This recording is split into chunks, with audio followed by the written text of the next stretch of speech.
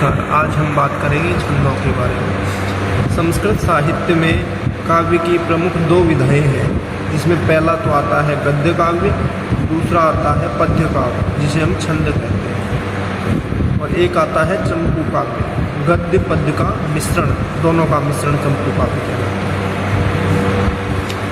कात्यायन के अनुसार यदक्षरम परिमाणम तत्छंदम, अर्थात जहाँ अक्षरों की गिनती की जाती है वह छंद है। छंद शब्द की व्युत्पत्ति छादन अर्थ में छदी आच्छादने धातु से हुई है।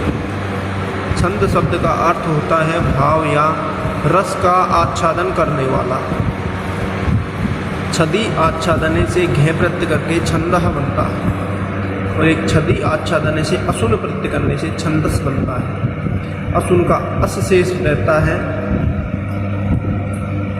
और घे का ए शेष बचता है।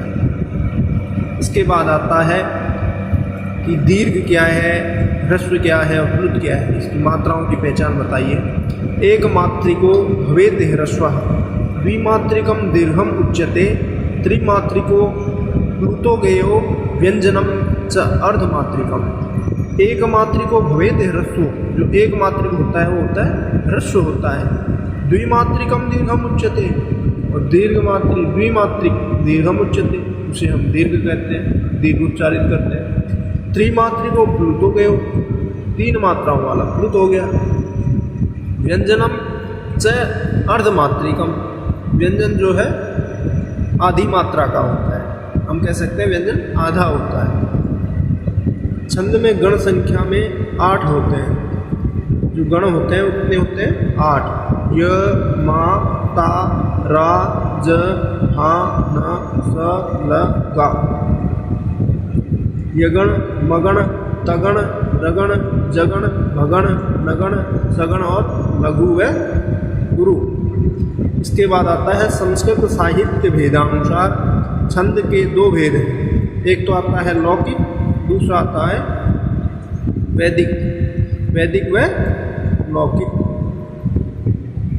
वैदिक छंद, वैदिक जिसकी वेद साहित्यों में प्रयुक्त हुए हों वो छंद वैदिक कहलाते हैं, जिनका उपयोग वेदों में या वेद साहित्यों में उपयोग किया जाता है।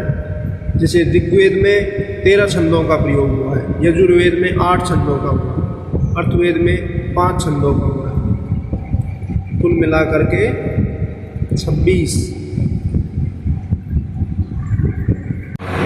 इसके बाद आता है लौकिक छंद।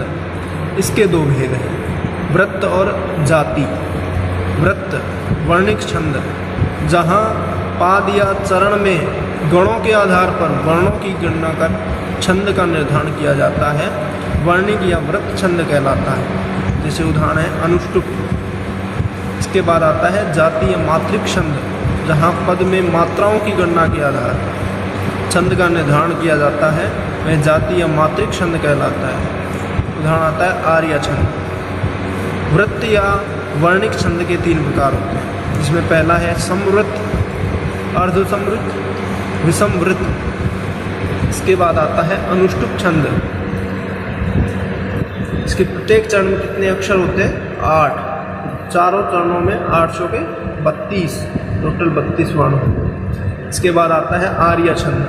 प्रथम चरण में 12, द्वितीय में 18, तृतीय चरण में 12, चतुर्थ में 15। इसके बाद आता है इंद्र वज्रा, 11 वर्ण प्रत्येक चरण में, 11 × 4, 11 × 44 वर्ण। इसके बाद आता है उपेंद्र वज्रा, 11 वर्ण प्रत्येक बार, 44 वर्ण टोटल।